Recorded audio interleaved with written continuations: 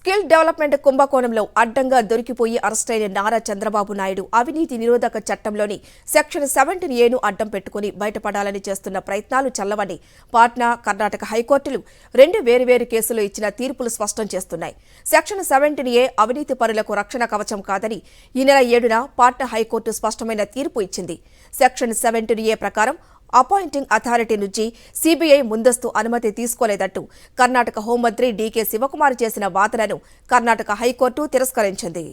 Section 17A అమలులోకి రాకముందే శివకుమార్పై case నమోదు చేసినందున అపాయింటింగ్ అథారిటీ ముందస్తు అనుమతి అవసరం లేదన్న సీబీఐ వాదనలతో కర్ణాటక హైకోర్టు ఏకీభవించింది. స్కిల్ స్కామ్లో చంద్రబాబును సీఐడీ అరెస్టు చేయడం, రిమాండ్కు పంపడం న్యాయపరంగా సరైనదేనని ఈ తీర్పుల ద్వారా స్పష్టమవుతోందని న్యాయ నిపుణులు చెబుతున్నారు. చంద్రబాబు వేసిన క్వాష్ పిటిషన్ను సుప్రీంకోర్టు తోసిపుచ్చే అవకాశాలు ఎక్కువగా ఉన్నాయని అభిప్రాయపడుతున్నారు.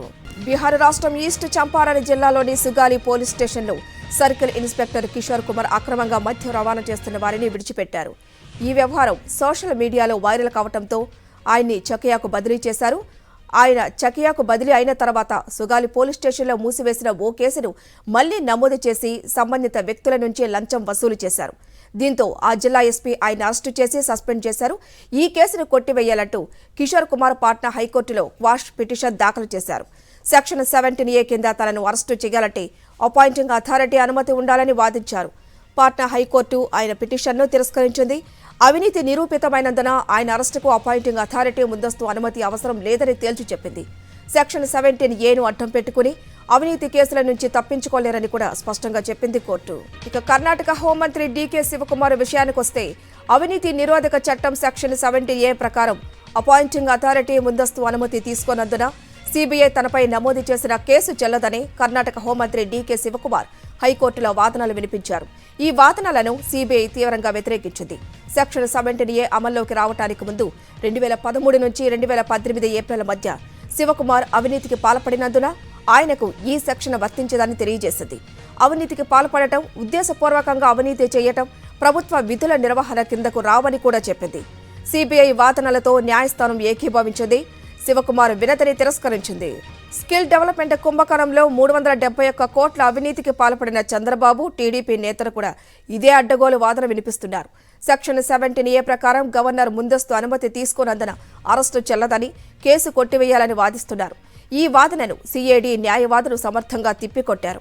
అవినీతి వ్యవహారాల నుంచి గుంపగుత్తుగా రక్షణ కల్పించడం సెక్షన్ 17A ఉద్దేశం కాదని వాదించారు. ప్రభుత్వ పదవుల్లో ఉన్నవారు కానీ, ప్రభుత్వ అధికారులు కానీ ఉద్దేశపూర్వకంగా ప్రజాధనం దుర్వినియోగానికి పాల్పడితే వారికి కేసుల నుంచి సెక్షన్ 17A రక్షణ కల్పించదని చెప్పారు. అందువల్ల చంద్రబాబు అరెస్టుకు గవర్నర్ అనుమతి అవసరం లేదని చెప్పారు. సీఐడీ న్యాయవాదుల వాదనలను పాట్నా, కర్ణాటక కేసులు బలపరుస్తున్నాయని న్యాయ నిపుణులు చెబుతున్నారు. కళ్ల ముందు అవినీతి కనిపిస్తున్నప్పుడు సెక్షన్ 17A వర్తించదని పాట్నా కోర్టు చెప్పింది. స్కిల్ స్కామ్లో కూడా ప్రజాధనం 371 కోట్లు కొల్లగొట్టిన విషయం నిర్ధారణ అయింది. నకిలీ ఇన్వాయిస్లతో ప్రభుత్వ ధనాన్ని అక్రమంగా దారి మళ్లించారని కేంద్ర జీఎస్టీ అధికారులు నిగ్గు తేల్చారు. కాబట్టి చంద్రబాబుకు సెక్షన్ 17A కింద రక్షణ పొందలేరు అన్నది నిర్ధారణ అయింది. ఉద్దేశపూర్వకంగా ప్రజాధనాన్ని దుర్వినియోగం చేసిన సెక్షన్ 17A కింద రక్షణ లభించదని పాట్నా హైకోర్టు చెప్పింది. స్కిల్ స్కామ్లో చంద్రబాబు పూర్తి అవగాహనతోనే అవినీతికి పాల్పడ్డారు. ఆర్థిక శాఖ ఉన్నతాధికారుల అభ్యంతరాలను బేఖాతరు చేశారు. ప్రైవేటు వ్యక్తి గంటా సుబ్బారావుకు 4 కీలక పోస్టులు కట్టబెట్టారు. నిబంధనలకు విరుద్ధంగా నిధులు విడుదల చేయాలని ఆదేశిస్తూ నోట్ ఫైళ్లపై 13 సంతకాలు చేశారు. కాబట్టి ఈ కేసులో చంద్రబాబుకు సెక్షన్ 17A వర్తించదన్నది స్పష్టమవుతోంది. సెక్షన్ 17A అమలులోకి రావడానికి ముందే 2017 మే నెలలోని స్కిల్ స్కామ్లో కేంద్ర జీఎస్టీ విభాగం కేసు నమోదు చేసింది. ఏసీబీకి 2018 ఫిబ్రవరిలోనే ఆ విషయాన్ని తెలిపింది.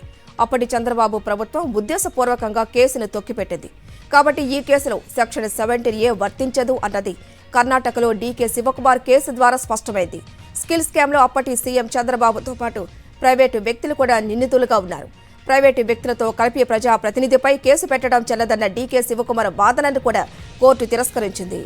సెక్షన్ 17A ముసుగులో అవినీతి కేసుల నుంచి తప్పించుకోలేరని పాట్నా హైకోర్టు తేల్చి చెప్పింది. ప్రస్తుతం చంద్రబాబు ఈ స్కామ్ నుంచి బయటపడటానికి ఆ కోణంలోనే ప్రయత్నిస్తున్నారు. తాను అవినీతికి పాల్పడలేదని, స్కిల్ డెవలప్మెంట్ ప్రాజెక్టులో అవినీతి జరగలేదని ఆయన చెప్పడం లేదు. సెక్షన్ 17A ప్రకారం తనపై సీఐడీ నమోదు చేసిన కేసు చెల్లదని మాత్రమే చెబుతున్నారు. అందువల్ల స్కిల్ స్కామ్లో చంద్రబాబు దాఖలు చేసిన క్వాష్ పిటిషన్ పూర్తిగా అసంబద్ధమని న్యాయ నిపుణులు చెబుతున్నారు.